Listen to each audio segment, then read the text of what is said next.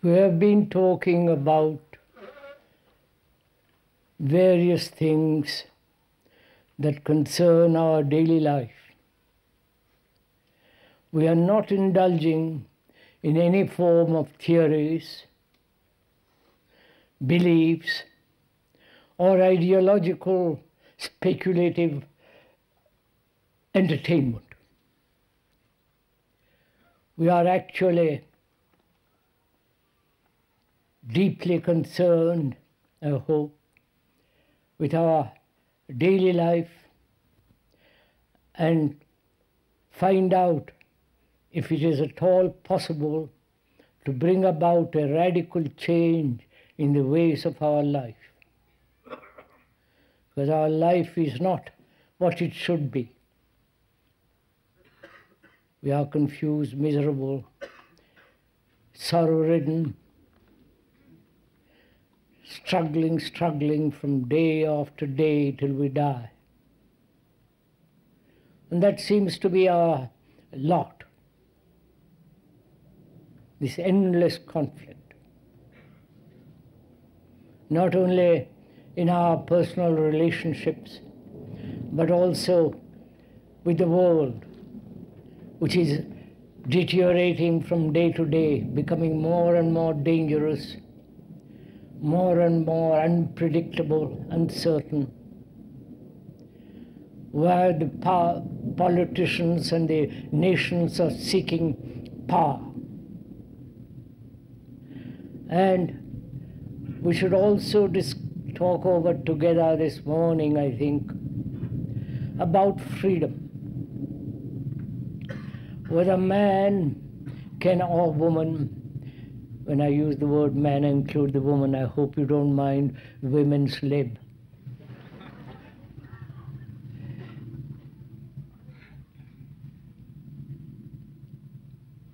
Seems to one, as one observes in the world, in our daily life, freedom is becoming less and less. More and more restrictive we are becoming. Our actions are limited. Our outlooks are very narrow, or bitter, cynical, or very, very hopeful. And we never seem to be free from our own daily conflict and misery. Completely free from all the travail of life. And I think we should talk over together this question of freedom. Of course, in the totalitarian states, there is no freedom. Here, in the Western world and the Eastern world partly, there is somewhat more freedom. Freedom to change your job, freedom to travel, say what you like, to think what you like, express what you like, write what you like. But even this freedom that one has is becoming more and more mechanical, which is no longer freedom. So I think we should, if we are at all serious, go into this question rather deeply. That is, if you are willing.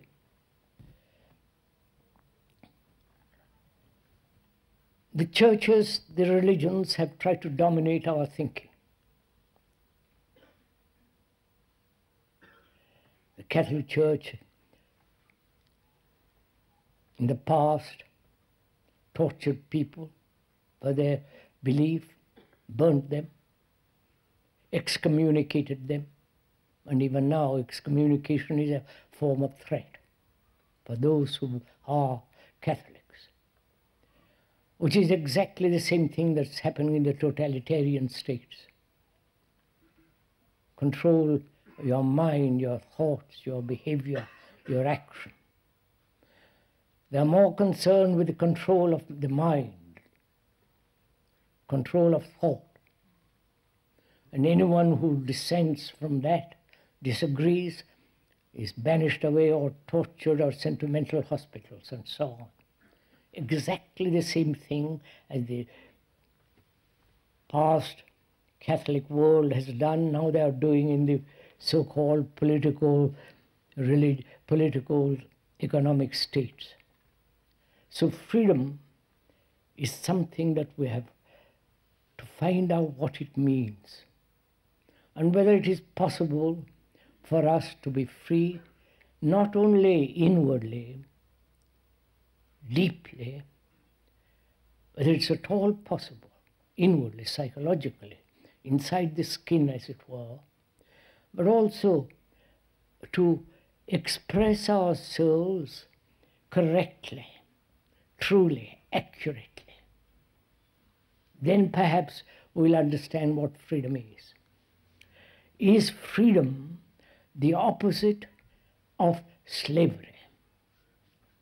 Is freedom the opposite of prison, of bondage, of repression? Is freedom to do what you like? Please, as we said the other day, and we have been talking over together, the speaker is only expressing, I hope verbally, what we're all questioning.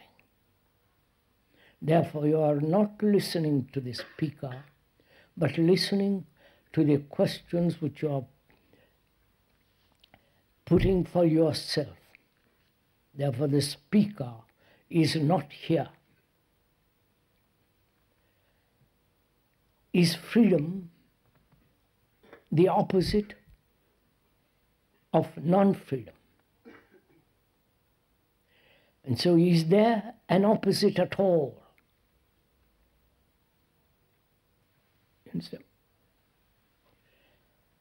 That is, if we move away from the bad to the good and think that is freedom,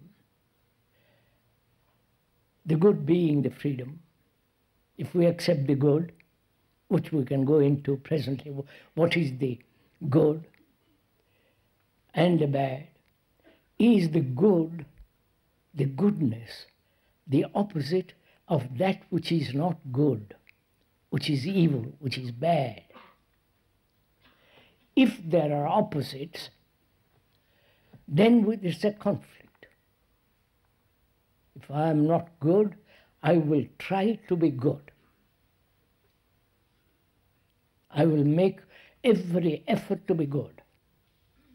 That if I'm somewhat conscious, somewhat sane, not too neurotic. So now we're asking, is freedom the opposite of anything? Or if it is freedom, if freedom has an opposite, then is it freedom? Please inquire together in this matter. That is, any opposite, the good and the bad, the very opposite of the bad has in it, the opposite of the bad, which is the good has in it the roots of the bad. Go into it, please. Consider it together.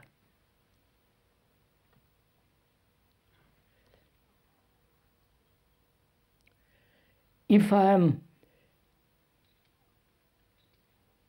jealous, envious, the opposite of jealousy is a state of mind which is not jealous, a state of feeling. But if it is the opposite of jealousy, that opposite has in it its own opposite. Do we see this? Because we want to go this morning into the question of what is love. Whether such thing exists at all. Or is it merely sensation which we call love? So to understand the full significance and the nature and the beauty of that word which we use as love, we must understand, I think, what is the conflict between the opposites. Whether this conflict is illusory, in that illusion we are caught, which has become a habit, or there is only what is, and therefore there is no opposite to it. I hope this is not becoming too intellectual, is it? Or too verbal or too nonsensical.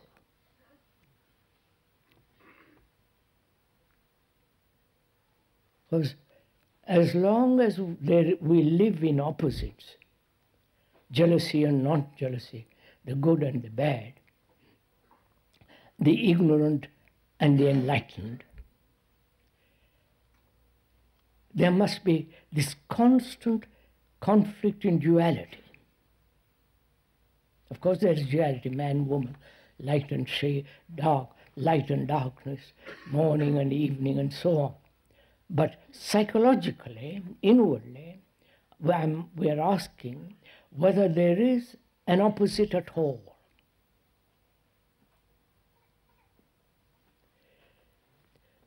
Is goodness the outcome of that which is bad?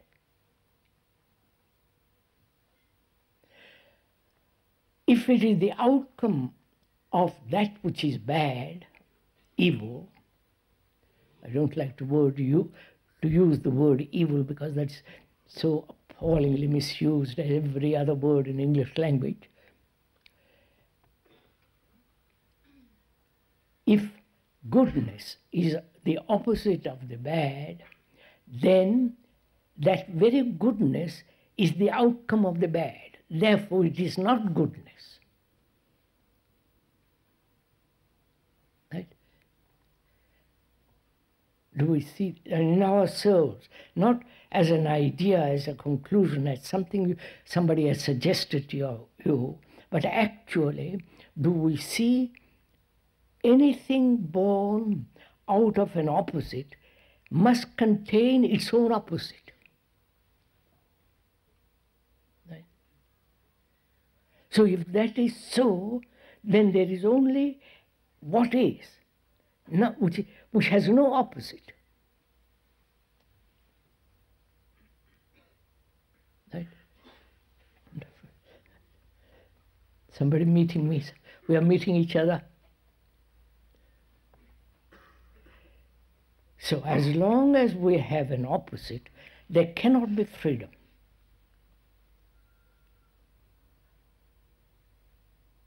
Goodness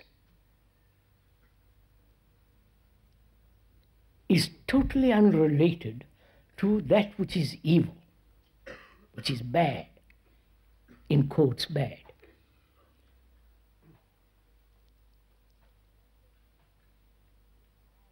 As long as we are violent, to have the opposite, which is non-violent, creates a conflict.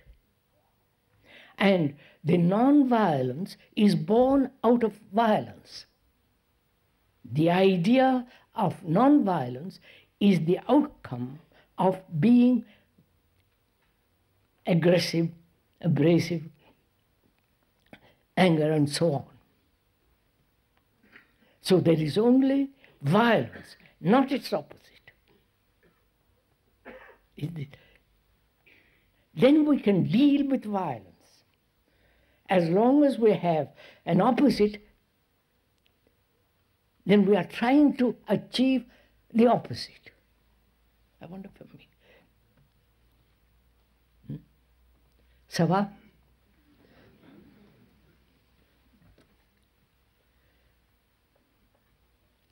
So, is freedom the opposite of non-freedom? Or freedom has nothing whatsoever to do with its opposite? This, please, we have to understand this very carefully, because we're going to go into something, which is love the opposite of hate, the opposite of jealousy, the opposite of a sensation? So, as long as we are living in this habit of opposites, which we are, I must not, I am, I shall be, I have been, and in the future something will take place.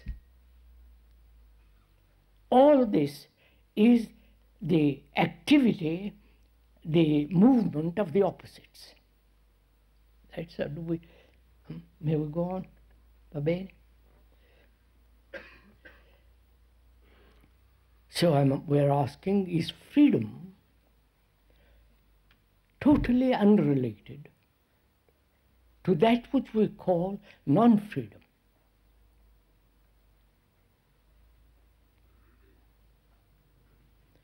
If it is, then how is that freedom to be lived, understood, and acted, from which action takes place?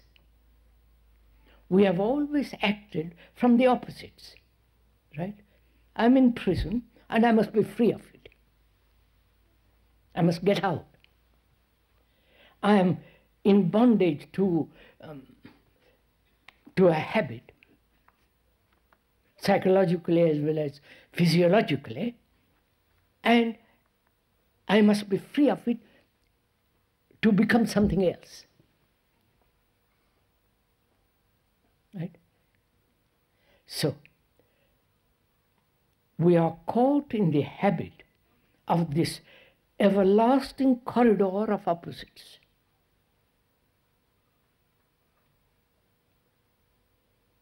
And so there is never an ending to conflict, to struggle, to be this and not that. I think this is fairly clear. Can we go on from there? You're not listening to me. You are discovering this for yourself. If you are, it has significance, meaning, and can be lived daily. But if you are merely accepting the idea of it from another, from the speaker, then you are merely living in the world of ideas. And therefore, the opposites remain. The word idea, the root meaning of it from Greek and so on, is to observe. See what we have made of that word. Just to observe and not conclude or make an abstract from what you have observed into an idea.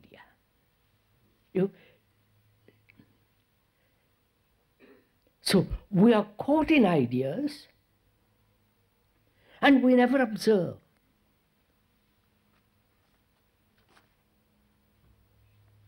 If we do observe, we make an abstraction of it into an idea. So we are saying freedom is unconnected with bondage, whether it is the bondage of habit, physical or psychological, bondage of attachment and so on.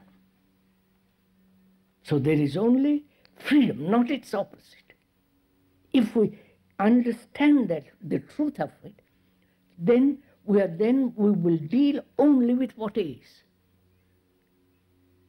and not with what should be, which is its opposite. Got it? Are we meeting each other somewhere? Right? May we go on? So if that is very clear,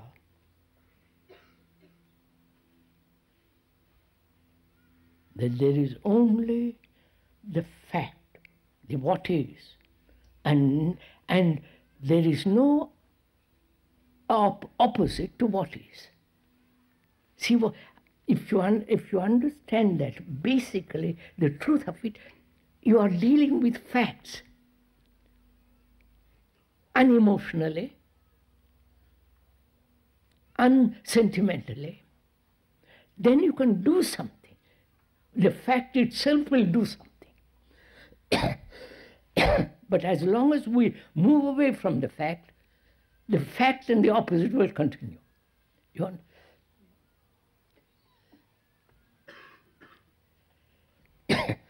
So we are asking now if that is clear, not because somebody said so, because you have discovered this for yourself. Fundamentally, it's yours, not mine. Then we can proceed to inquire into this whole question, which is very complex. What is love?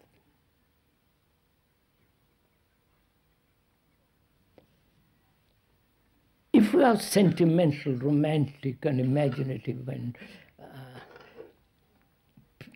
Raphaelites and mid-Victorians, then we'll never even put that question.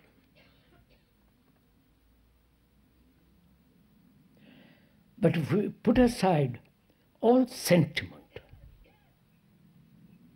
all emotional response to that word,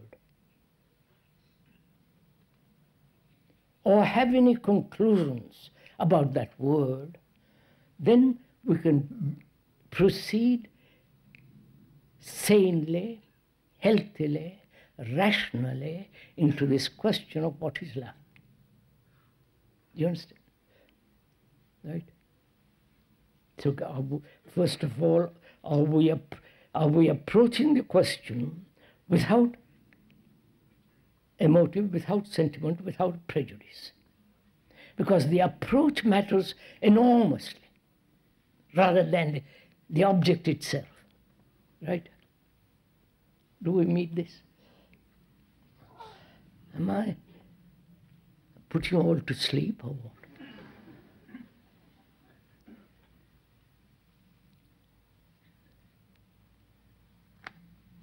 So do we know how we approach this question? Are we aware of our approach to it? Say, yes, I know what love is. And therefore you stopped inquiring. So, as we said, the approach to the problem is more important than the problem itself.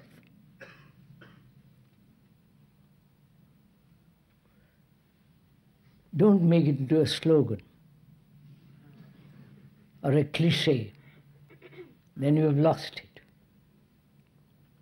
So, are we clear how we approach this question? If the approach is correct, accurate, in the sense there is no personal conclusion or opinion or experience, then you are approaching it afresh. And you are approaching it with a sense of deep inquiry. So we are saying, what is love?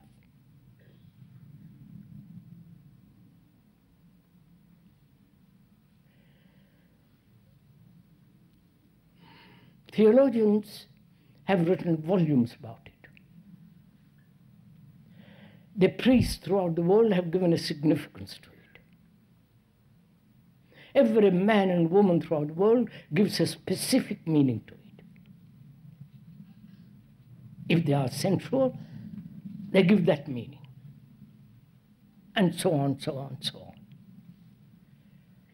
So,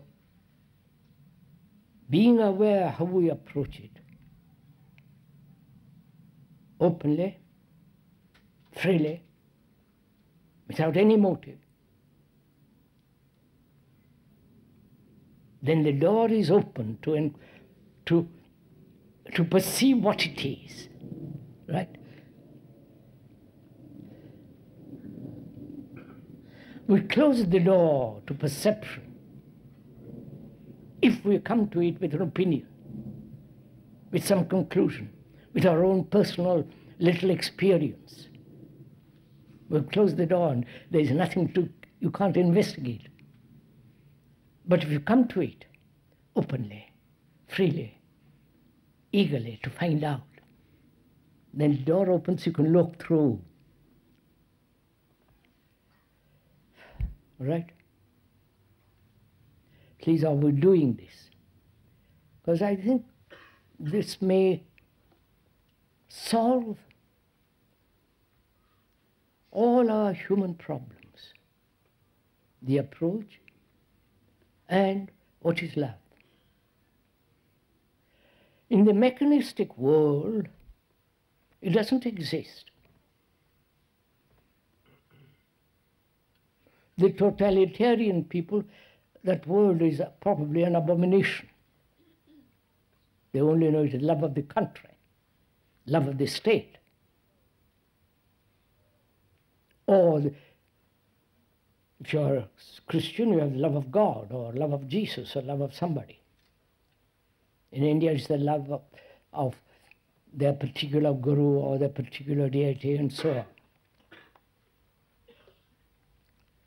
So we're asking, putting all that aside, not ignorantly, but seeing that what they have done, what religions have done with that word, and perhaps with the feeling behind that word, being aware of all that, we must go into this, right? It means we must not only look what others have done to the word, how they have imposed certain conclusions upon our minds throughout the ages, and also what our own inclinations are. Being aware of all that, let's approach it tentatively. What is love? Is it pleasure?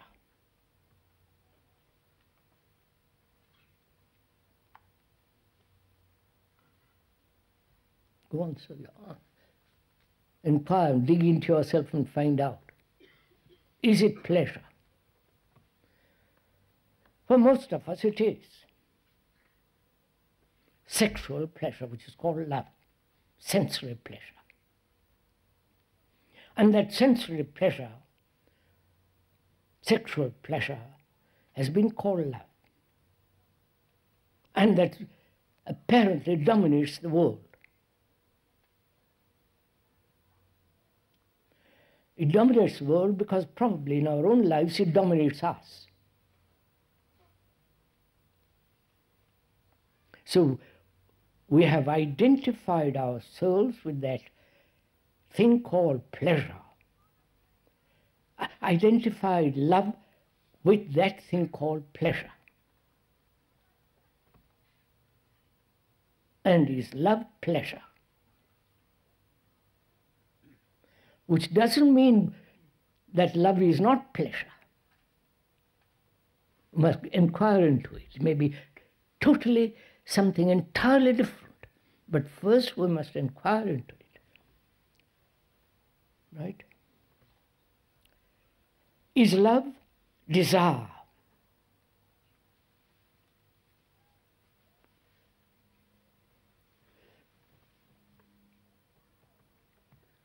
Is love remembrance? Please. Which means, is love the remembered experience as pleasure, and the demand of thought as desire with its image, and the pursuit of that image is called love. Is that love? Mirza. And is being attached to a person or to country, to an idea, is that love? Attachment, dependence. Please look into yourself, not listen to me. I'm not worth listening to. But what is significant, what's worthwhile, is that you listen to yourself. When these questions are being put, you have to answer it for yourself, because it's your daily life. And if attachment is not love, and if attachment is love, what are the implications involved in it? You understand my question? If we say love is pleasure, then we must see the whole consequences and the implications of that statement. Then we depend entirely on sensory, sexual excitement, which is called love. And with it goes all the suffering, the anxiety, the desire to possess, and from that possessive desire, attachment. And where you are attached, there is fear, fear of loss. And from that arises jealousy, anxiety, anger, gradual hatredness. Right? And also you must see what are the consequences if it is not pleasure. Then what is love? Which is not jealousy, attachment, remembrance, pursuit of pleasure through imagination and desire and so on. Is love then the opposite of all this? You follow?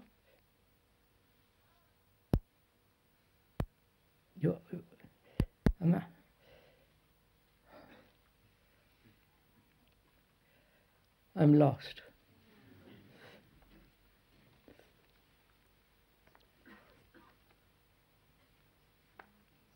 We said, is love the opposite of pleasure, of attachment, of jealousy? If love is that, then that love contains jealousy, attachment, and all the rest of it. Therefore, love, seeing all the implications of attachment, pursuit of desire, the continuous reel of remembrances. I loved and I am not loved. I remember that particular sexual pleasure or that particular incident which gave me delight. So the pursuit of that and the opposite of what is called love is then love the opposite of hate. You understand? Or love has no opposite.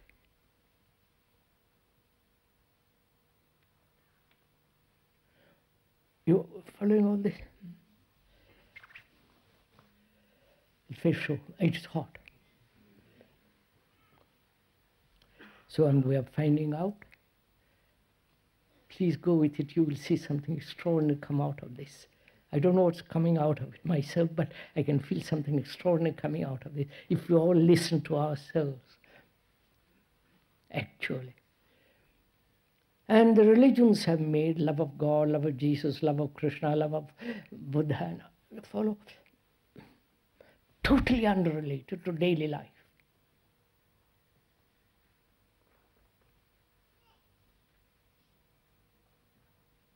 And we are concerned with the understanding and finding the truth of our daily life, the totality of it, not just sex or power or position or jealousy or some idiotic complex one has, but the whole structure and the nature of the extraordinary life in which we live.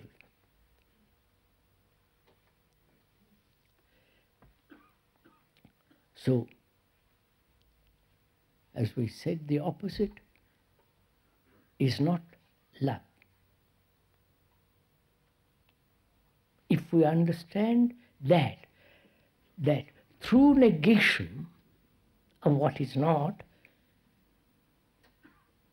which means not negating or denying in the sense of pushing it away, resisting it, controlling it, but understanding the whole nature and the structure and the implications of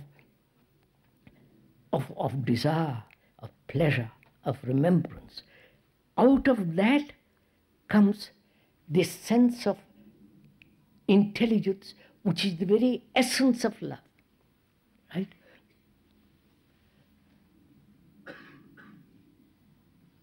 Are we meeting each other, sir?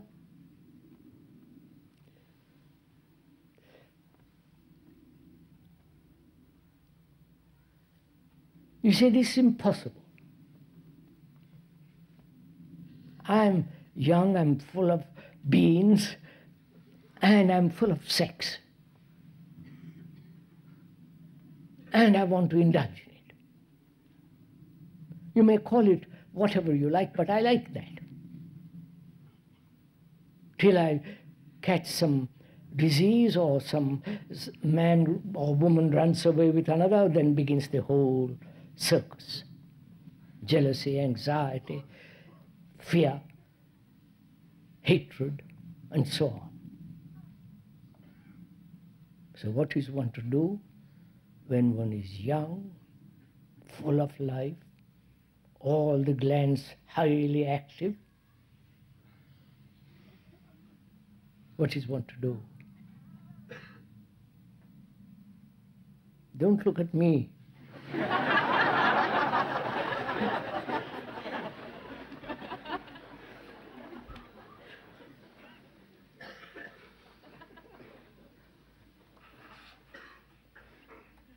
Look at yourself, which means, please listen, which means you cannot possibly depend on another to find out the answer.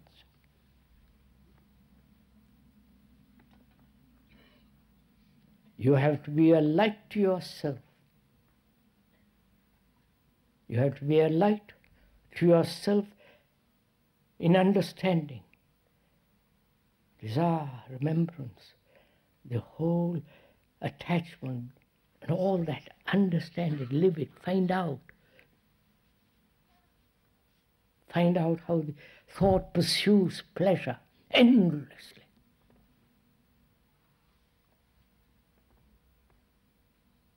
If you understand the depth and the fullness and the clarity of all that, then one will not be in a state of perpetual control, then guilt and regret. You follow? All that one goes through when one is young. If one is sensitive. If you are merely out for pleasure, well, that's a different matter.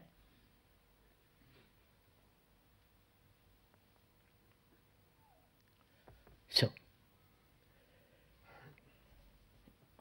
Love is not the opposite of hate, of desire, or pleasure. So love is something entirely different from all that.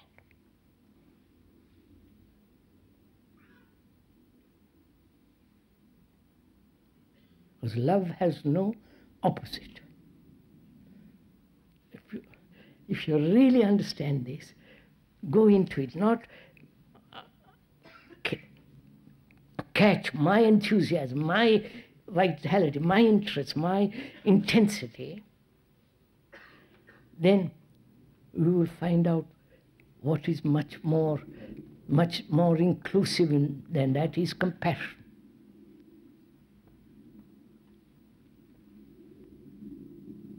The very word is passion for everything. For the rock, for the stray animal, for the birds, for the trees, for nature, for human beings. How that compassion expresses itself is when there is that compassion, actually, not theoretically and all that nonsense. When there is actually that state of compassion, all action from that is action of intelligence. Am I too? Because you cannot have love if you haven't understood the whole movement of thought. One cannot grasp the full beauty, the significance, and the depth of that word without understanding the whole business of attachment. Not intellectually, but actually, whether you are free from attachment.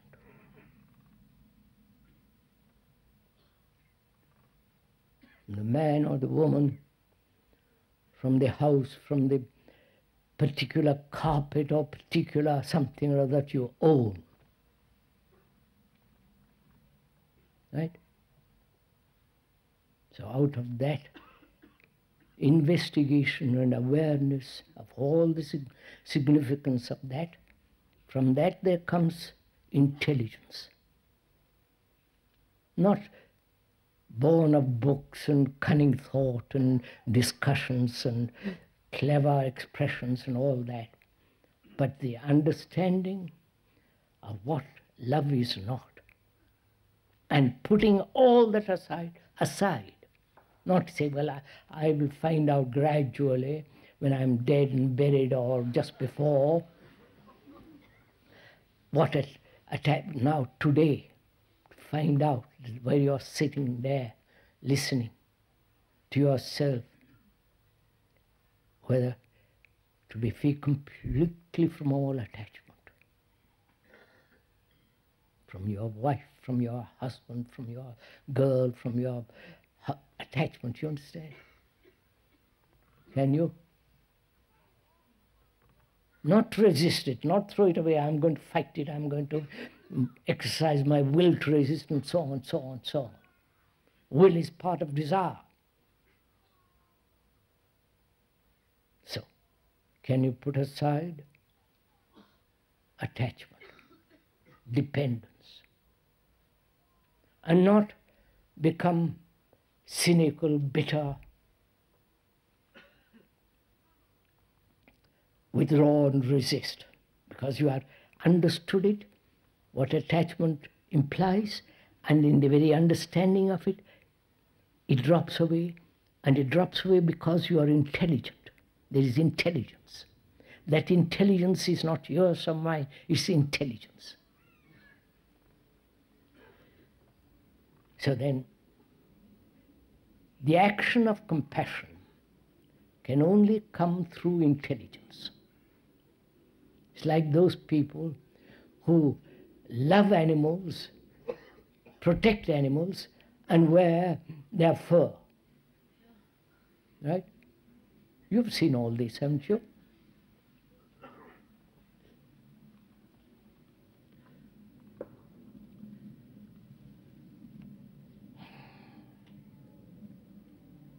have understood this to its very depth, then we can proceed to understand, inquire into this problem of fear with regard to death.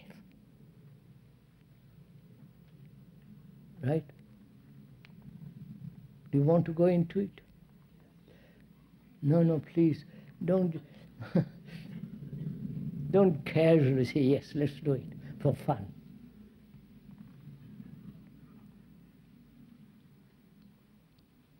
Because most of us, whether we're young or old, whether we are diseased or lame or blind or deaf or ignorant, poor, we are frightened of death.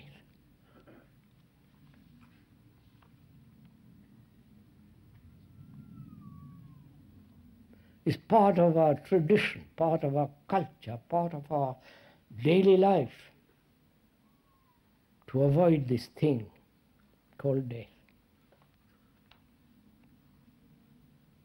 We have read all about it. We have seen people die. We have shed tears over them and felt this enormous sense of isolation, loneliness, and the fear of all that. And from that there is this great sorrow, grief. Not only the human sorrow of two human beings, but also there is this great sorrow, global sorrow, sorrow in the world. I don't know if you're aware of all this.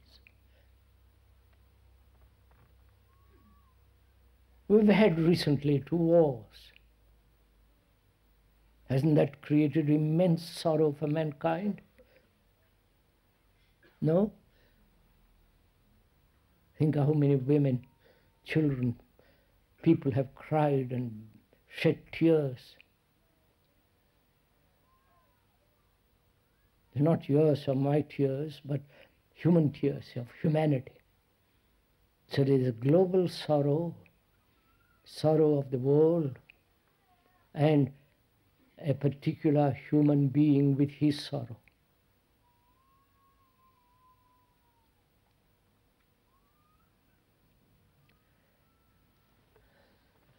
You're getting mesmerized by me.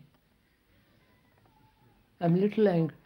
I question this all the time because you're so very silent. And I hope that silence indicates the non-movement of physical movement and the non-movement of thought. Does it indicate that you are really deeply concerned, deeply inquiring, putting your whole heart, mind, and everything that you have into this understanding of all this?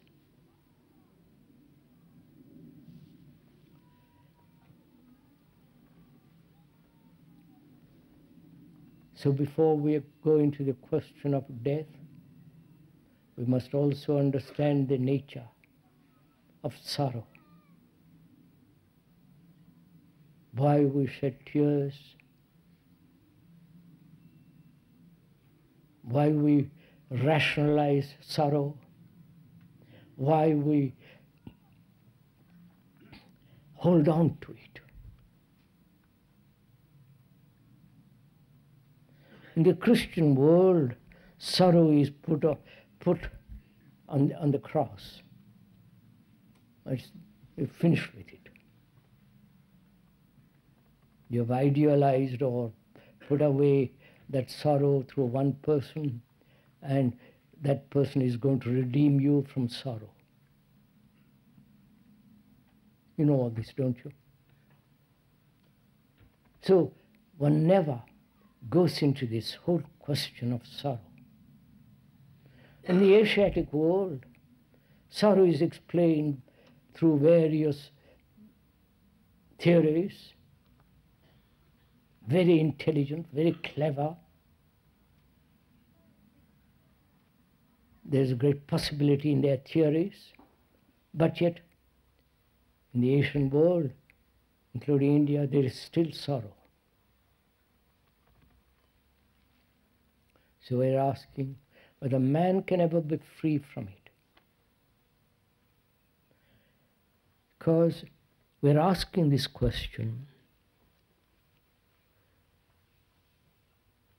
to find out its right place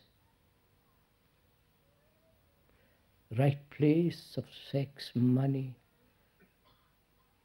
physical security, technological knowledge, and so on. All these have their right place. When once you have put these in their right place, freedom comes. So, sorrow. The word sorrow comes also, in that is involved passion. Passion, not lust, but that quality of mind when sorrow is completely, totally understood and gone into seeing the whole significance of it, then out of that comes passion. Not to paint pictures and all that. I don't mean all that kind of stuff. The passion. That quality of energy, which is not dependent on anything, environment, good food, and so on. It is that tremendous quality of energy, which may be termed as passion, comes out of the understanding of this burden which man has carried for millennia.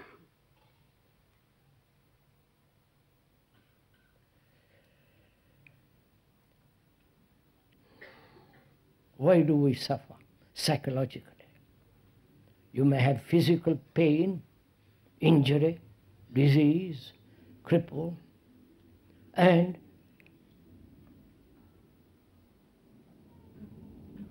is it possible, please listen quietly, is it possible to put pain, physical pain, in its right place and not let it interfere with the psychological state of the mind? You understand what I'm saying? One has often physical pain in different forms. Or one may have serious sickness or cripple. And that illness, that sickness, that disease, that cripple, and so on, not to allow all that to interfere with the freedom, with the freshness of the mind. That requires tremendous awareness, watchfulness, to say physical pain not to be registered. You understand? Psychologically. Are we meeting each other? Huh? You've been to a dentist, haven't you? So all of us have been. And there's considerable pain sitting there by the hour. And not to register that pain at all.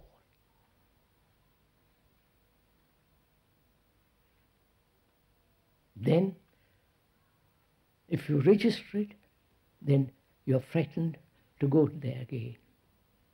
Fear comes in. Whereas if you don't register it, the pain, you follow quite a different quality of mind, brain comes into action. So we went to the question of registration very clearly, carefully. So I won't go into now. So similarly, we live with sorrow.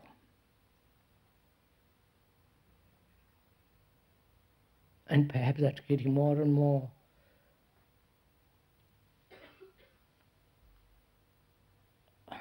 expansive. Through divorce, people are divorced and their children go through a terrible time. The children suffer. Neurotic, all that goes on with the children. They are fed up with their present wife and for various sexual and other reasons, and they chase another woman or man. You follow all this. And so there is tremendous suffering in the world. The people who are in prison, the poverty that exists in India and Asia, incredible poverty. And the sorrow of a world of those who live in totalitarian states. We were talking the other day to a person, just in Switzerland we met them, and they were saying, we asked them a question, say, how do you tolerate all this? He said, we get used to it. No, see what the implications are. We get used to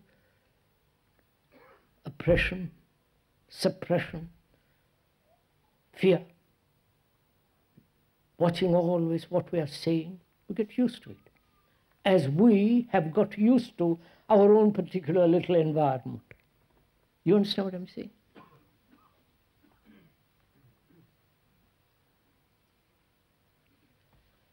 So,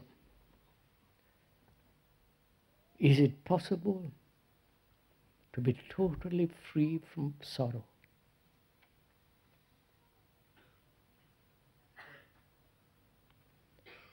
If the mind, if the brain is capable of not indulging in its own misery, in its own loneliness, in its own anxieties, travail and struggle and, fear, all that. Therefore, there is no center from which you act. The center being the me, with all the things that we have included in that. As long as that exists, there must be sorrow.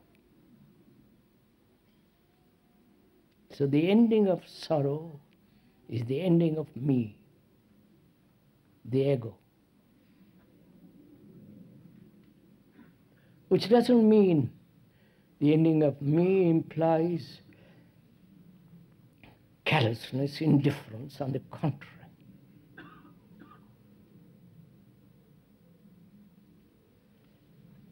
So, we know what sorrow is, and never to run away from it. Just to live with it, capture it, understand it, go into it at the moment, not a few days later after you've been through all kinds of struggle, just to never move from that fact.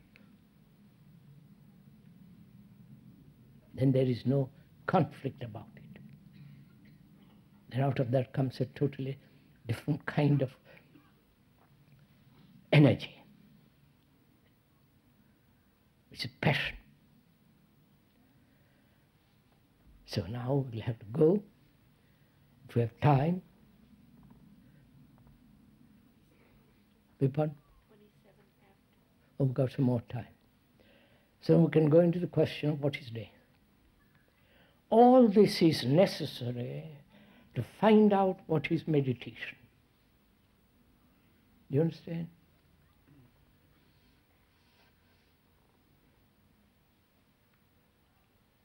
To be free of hurts, wounds psychologically, to be free of fear, to understand the whole movement of pleasure, the nature and the structure of thought, and the thought that has created the division, the me, and the thing which is observed is not me. You follow? All the divisions. To understand all this and lay the foundation, then one can really meditate. Otherwise you live in illusions, some kind of fanciful daydreaming. Or you go to Japan or Burma, I don't know if you can go to Burma nowadays, Japan, and learn Zen meditation. It's all such nonsense.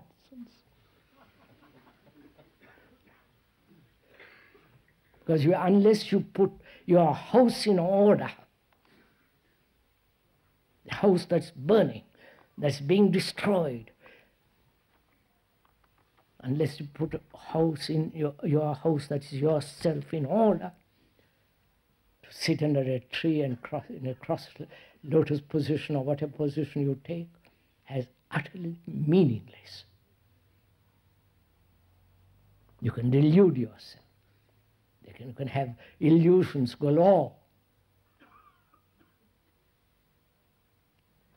So, that's why it's important to understand and be free of anxiety, fear, attachment.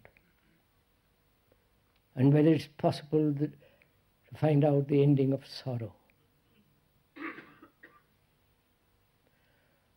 Then we can go into the question of death.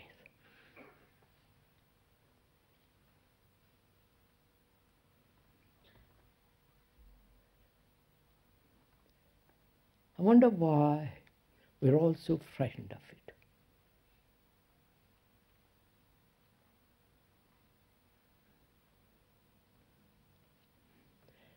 Have you ever asked, what does it mean to end?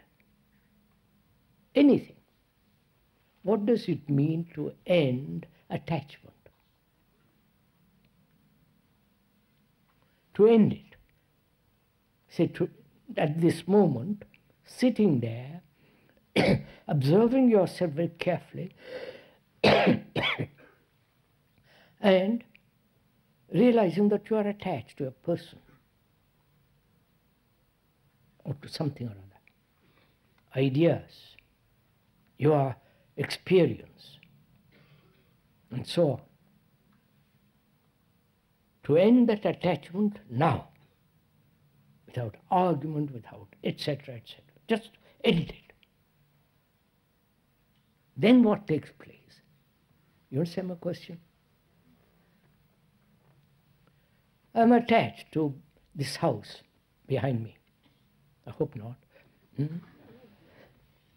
And realizing that I'm attached, not theoretically or in abstraction, but actually, the feeling of being possessing that, being something there, and all that nonsense.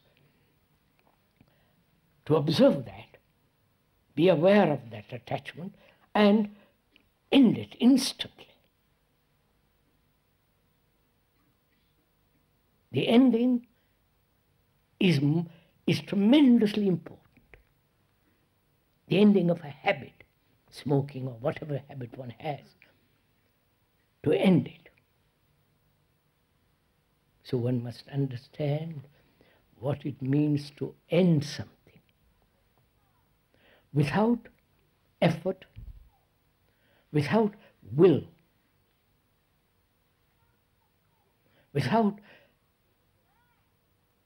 asking, if I end this, will I get that? Then you are in the market. You're in the marketplace say, I'll give you this, give me that, which most of us consciously or unconsciously do. This is not ending. To end and find out what happens.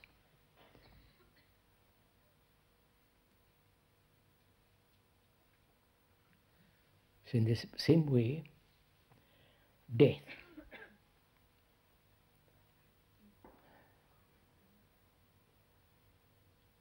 Please hold on to a minute. Don't say, is there life after death? Do you believe in reincarnation? As I said, I don't believe in anything, full stop, including reincarnation. But I want to find out, one must find out what it means to die. It must be an extraordinary state. That is freedom from the known. You understand this?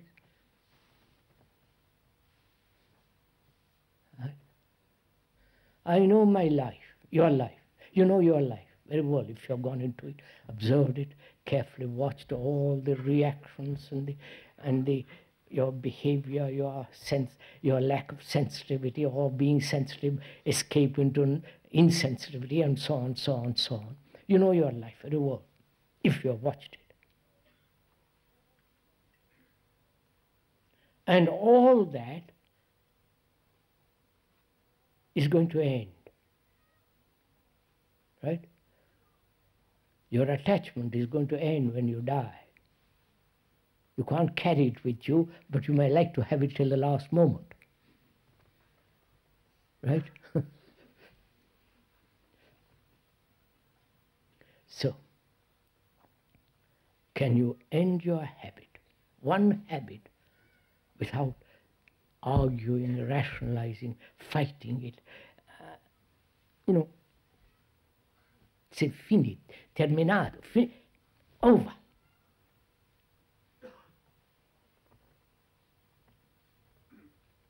Then what happens?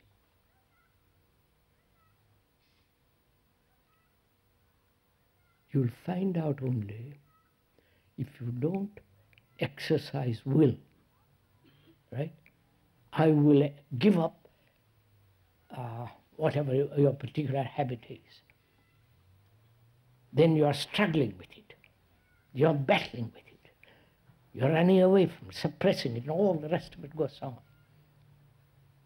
But if you say, yes, I'll end it, doesn't matter, I'll end it. See what happens. In the same way, death implies the ending.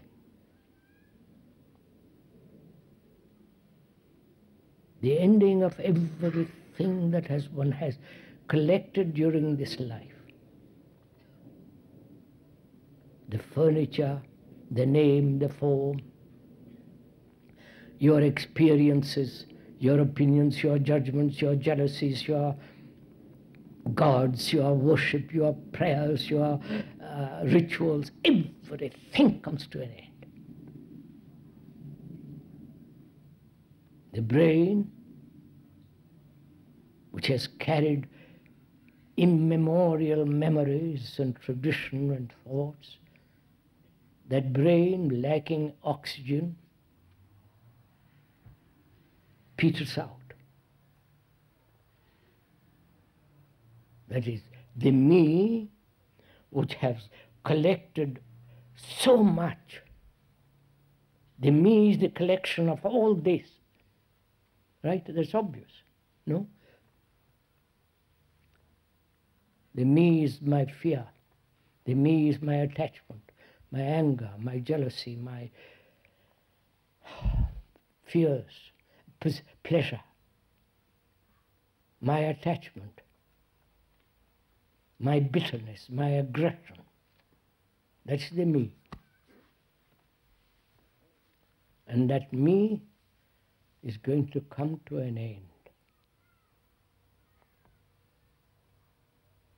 That me is projected by thought, which is the outcome of knowledge, the knowledge of my 50, 60 or 30 or 20 or 80 or 100 years. They know, that's the fact, the knowledge, the known. The ending of the known, which is the freedom from the known, is death, isn't it? No? And so one must find out if the mind can be free from the known. Not at the end of 30 years later, but now. End of the known, which is me, the world I live in. All that. The me is memories. Please listen to all this. The me is memories, experiences, the knowledge which I have acquired through 40, 60, 30, 20 or 100 years. The me that has struggled, the me that is attached to this house, to this woman, to this man, to this child, to this furniture, to this carpet. The me that is the experience that I've gathered through a number of years. The knowledge, the pain, the anxiety, the fears, the jealousies, the hurts, the beliefs of being a Christian, love of Jesus, love of Christ, all that is me. That me is just a lot of words. No? Lot of memories. So can I, free from the known, in the known. Now, not when death comes and says, get out, old boy, it's your time. Now. But we cling to the now, to the known, because we don't know anything else. We cling to our sorrows. That's all. We cling to our life. The life which is pain, anxiety, all that, all this. That's our daily miserable life.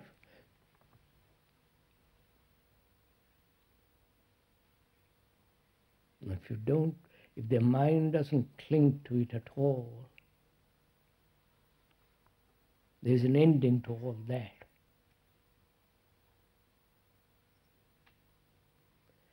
But unfortunately, we never end. We're always saying, yes, all right, I'll end it, but what's going to happen?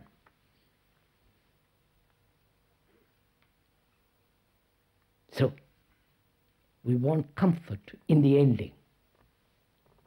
You understand, sirs? So somebody comes along and says, oh boy, believe in this. That'll give you tremendous comfort. All the priests throughout the world come and pat your shoulder or hold your hand when you're crying. They give you comfort, love of you. Jesus, and He will save you. Do this and do that. You understand?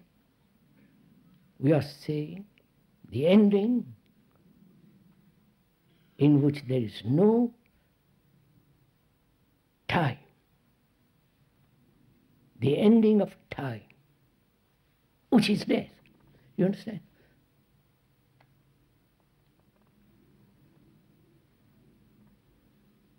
So,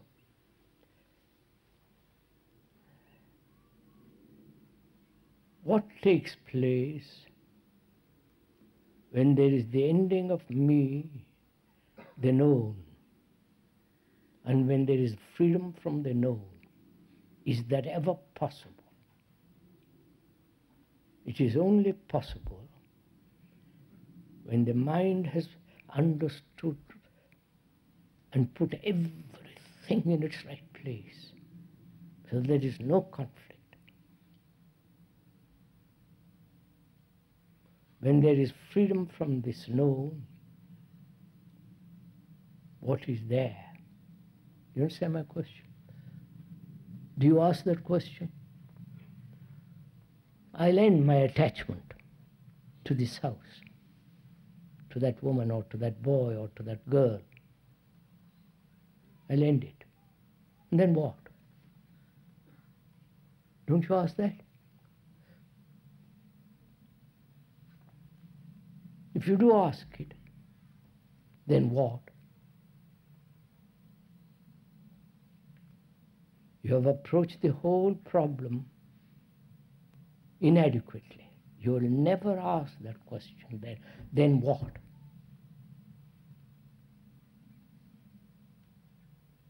The very question, then what, implies that you have really not actually ended something. It's the lazy mind that says, then what? Climb the mountain and you'll find out what is on the other side. But most of us sit in our easy chairs and listen to the description and are satisfied with the description. Finished, right?